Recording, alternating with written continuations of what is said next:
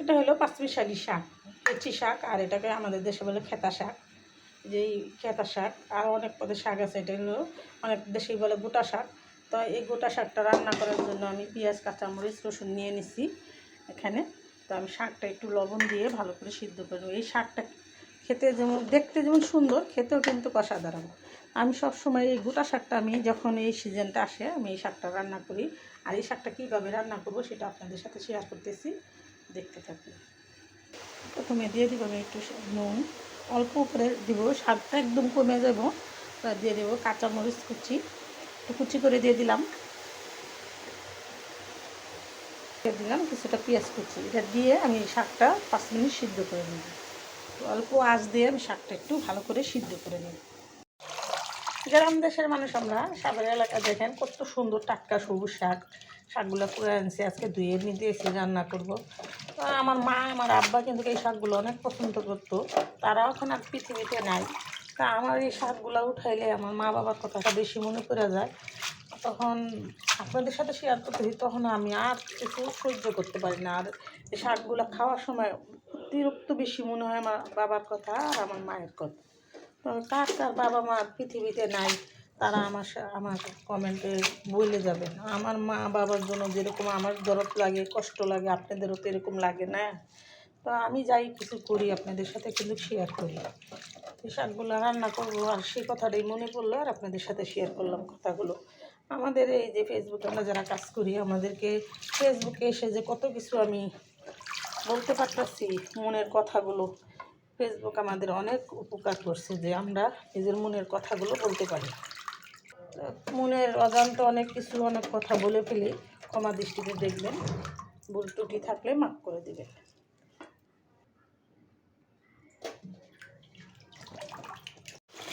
সবাই সুখী হতে চায়, কেউই সুখী হয়, কেউই সুখী হয় না।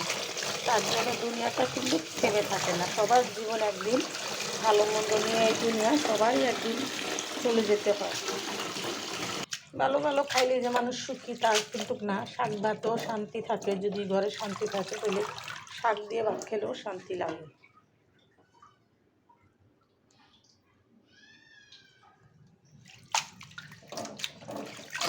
কত কথা বলি আপনাদের সাথে, আপনারা ক্ষমা দৃষ্টিতে দেখবেন।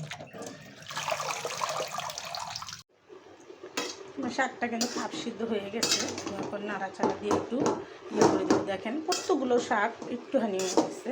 তো শাকগুলো আমি পেঁয়াজ আর রসুন আর একটু লবণ দিয়ে সিদ্ধটা করলাম। শাক ওইটা মায়ের হাতের রান্না কিন্তু কেউ বলতে পারে না। যারা গ্রাম দেশে থাকেন, যারা প্রবাসে আছেন, গ্রামে ছিলেন, হয়তো প্রবাসে আছেন, যে মায়ের হাতের রান্নাগুলো মিস করতেছেন। এই যে এই হেঁচি শাকটা, এই কত শান্তি লাগে ভাত খাইলে।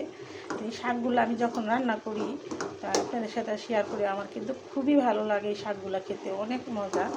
আপনাদের সাথেও শেয়ার করি। আপনারা তো অনেকেই শাক রান্না করে খান, অনেকে অনেক রকম করে খান। আর আমি একদম সাদা মাটা করে রান্না করি, কোনো মশলা দিই না। কাঁচামরিচ আর রসুন দিয়েই এই শাকটা রান্না করি। এটা শাকটা সিদ্ধ হয়ে গেছে, আমি একটু ঘুটে নেব।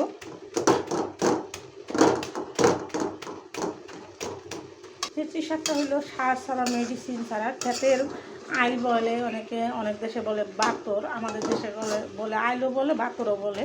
তো এটা হলো একটা খোলা মাঠের শাক, খুব সুন্দর শাকগুলো, একদম মনের মতো গলে গেছে। তো আমি এটা রান্না করব শুধু পেঁয়াজ, কাঁচামরিচ আর রসুন দিয়ে, আর সামান্য একটু তেল দিয়ে বাগার দিব। তো শাকটা আমার এখানে হয়ে গেছে, আমি এখন তেলানি দিব। তো প্রথমে দিয়ে দিব রসুন। এটার সাথে আমি 2টা শুকনো মরিচও দিয়ে দিচ্ছি। শুকনো মরিচটা ভাতের সাথে খাইতে কিন্তু অসাধারণ লাগে। শাক ভাজির সাথে আমি এখানে 2টা শুকনো মরিচ দিয়ে দিলাম। বড় কিছুটা পেঁয়াজ দিয়ে দিব। রান্না সবাই করে খায়, সবাই রান্না করে, অনেক সুন্দর সুন্দর অসাধারণ রান্না করে আমি দেখি। তো আমার রান্নাটা একটু ব্যতিক্রমই হয়। আমি সবসময় গ্রামের মানুষ যা রান্না করে, গ্রাম অঞ্চলে যেরকম রান্না করে আমি সেটাই রান্না করি। মা, চাচি, দাদির হাতের রান্নাগুলোই আমি সবসময় আমার ভিডিওতে তুলে ধরি। আমার ভিডিওটা দেখে যদি একটু উপকৃত হন, তাই আমার ভিডিও করা সার্থক আমি মনে করি। আমি বোকাশোকা একজন মানুষ, অশিক্ষিত, আমি কিন্তু লেখাপড়া জানি না। আপনারা আমার কথায় ভুলভ্রান্তি থাকলে ক্ষমা দৃষ্টিতে দেখবেন। আমি সবসময় এই কথাটা বলি। তো আমার রান্নাগুলোর মধ্যে কিন্তু আমি তেল মশলা সবই কম কম দিয়ে রান্না করি। আপনারাও চেষ্টা করবেন তেল মশলাটা একটু কম খাওয়ার জন্য। তো আমার বাগারটা করা হয়ে গেছে, শাকের মধ্যে দিয়ে দিলাম। তো আমি কীভাবে রান্না করলাম সম্পূর্ণটা আপনাদের সাথে শেয়ার করলাম। না টেনে দেখবেন, আর এরকম সুস্বাদু শাক ভাজি করে একবার হলেও খেয়ে দেখবেন। খেতে কিন্তু অসাধারণ স্বাদ হয় এই সবুজ শাকগুলো, পাঁচমিশালি। দেখেন কত সবুজ, এই সবুজ শাক সবজি খাইলে চোখের জুতি আপনি বেড়ে যাবে। হ্যাঁ, আমার ভিডিওটা কেমন লাগলো আমি কিন্তু আর বড় করবো না, এখানে রেখে দিলাম। আসসালামু আলাইকুম। শাকটা আমার রান্না করা হয়ে গেছে। আর আমার ভিডিওটা যদি ভালো লেগে তো অবশ্যই আমার পাশে ভালোবাসা দিয়ে পাশে থাকবেন। ভিডিওটা আর বড়টা করে এখানে রেখে দিলাম। আসসালামু আলাইকুম।